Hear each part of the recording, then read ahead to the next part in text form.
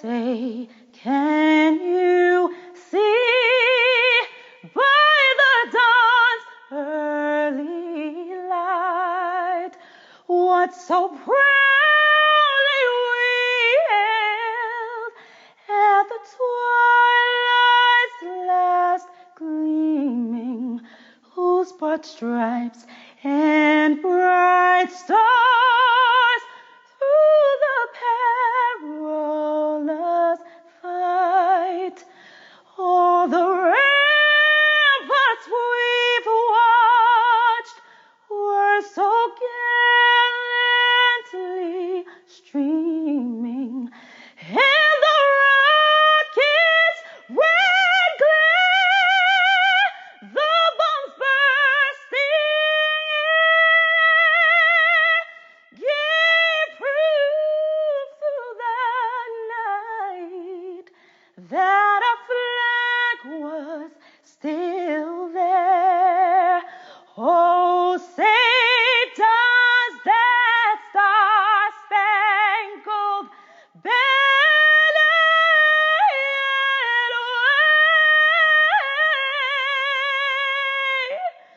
wave over land of the free and the home of the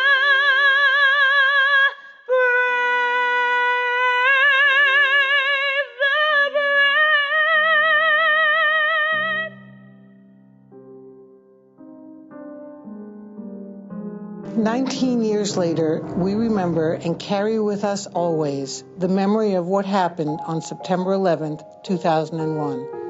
DOC personnel, like so many other first responders, came together to serve their city and our nation during this difficult time. Within hours after the attack, members of our department responded to Ground Zero and worked alongside NYPD, FDNY, PAPD, and others to help with the rescue and recovery operations.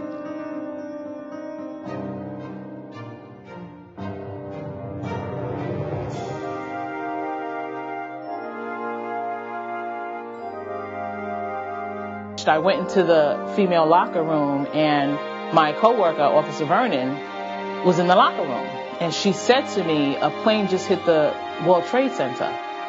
You know, I couldn't believe it. So I ran outside, and like I said, we had a great view of the World Trade Center.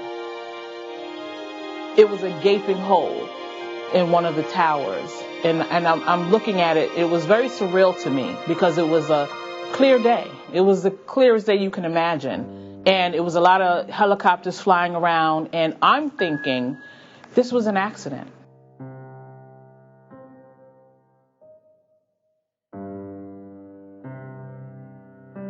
I got off the train at the Brooklyn Bridge stop. When I came out, I noticed people were looking up.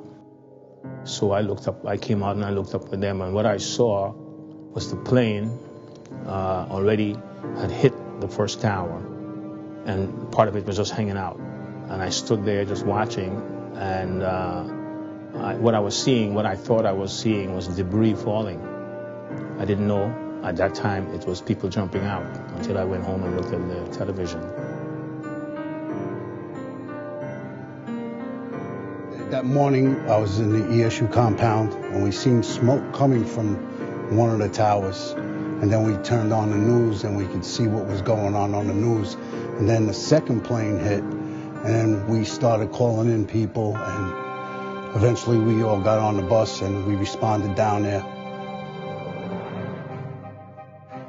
Then we got to the pile, and I remember thinking, where is everything? You know, I was expecting to see a big building standing there still, but I guess it just collapsed, and it was just smothering smoke. And it was that pile was like hot. You could feel the heat. It was like at least 2-3 inches of ash, soot, whatever you want to call it, just all over the place. It was eerie. It was eerie, like a ghost town, but people still walking around. And it was something that I saw maybe on TV or a movie, and never experienced that. It was DOC staff who built and managed the Ground Zero communication system that would prove invaluable in the months that followed.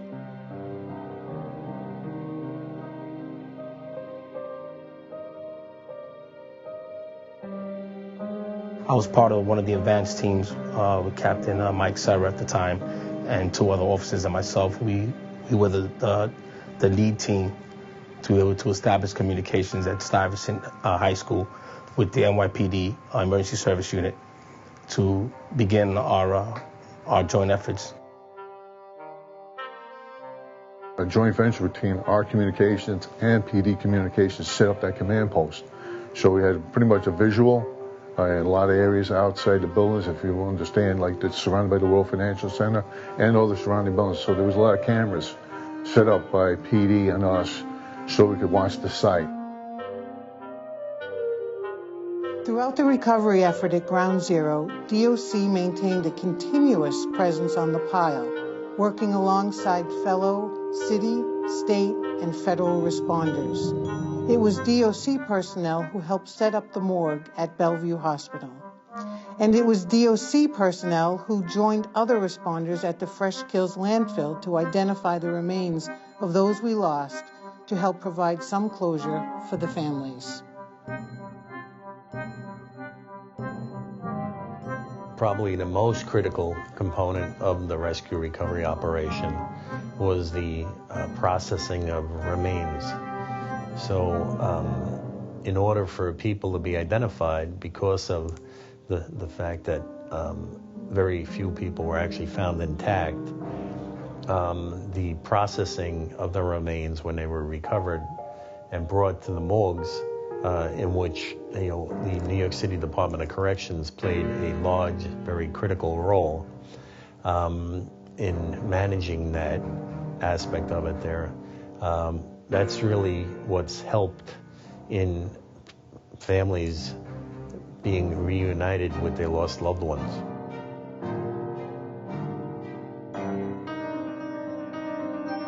But what I really saw the Department of Correction and their officers working was at the temporary morgue. Upon my first recovery of police officers from the Port Authority Police Department, I escorted those bodies up to Bellevue. And it was as if the Department of Correction was running the place. We had our detectives there. The NYPD had detectives there. Obviously, there was a lot of medical staff, the medical examiner's office. But you noticed how many Department of Correction officers there were and how they were filling all the positions that were going to be necessary and how I relied on them to tell me what to do. And it's funny because these were my brothers and sisters I was bringing. And usually you want to take possession, but I shared the possession with them because it almost felt like they had my best interest.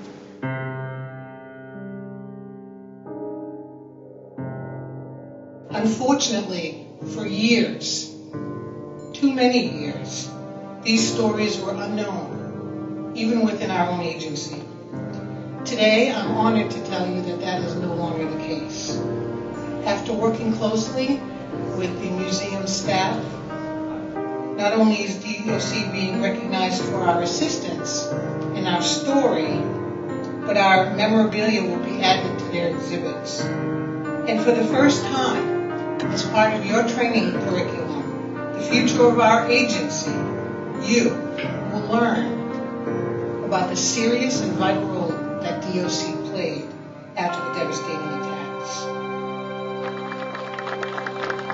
A tribute long overdue. We at DOC remember and will never forget your commitment to New York City and the nation. Nearly 18 years after the September 11th attacks, a granite memorial was unveiled on Rikers Island. It's the first dedication to the more than 1,000 Department of Correction officers who answered the call on 9/11 and the days and months following. Oh, beautiful.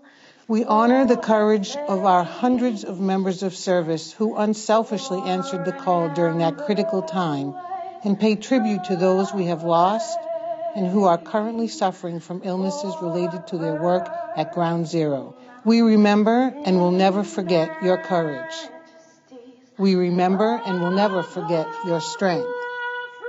We remember and will never forget your commitment to New York City and our nation, and we remember and we thank you. America, God shed His grace on thee. Correction Officer Larry Adler.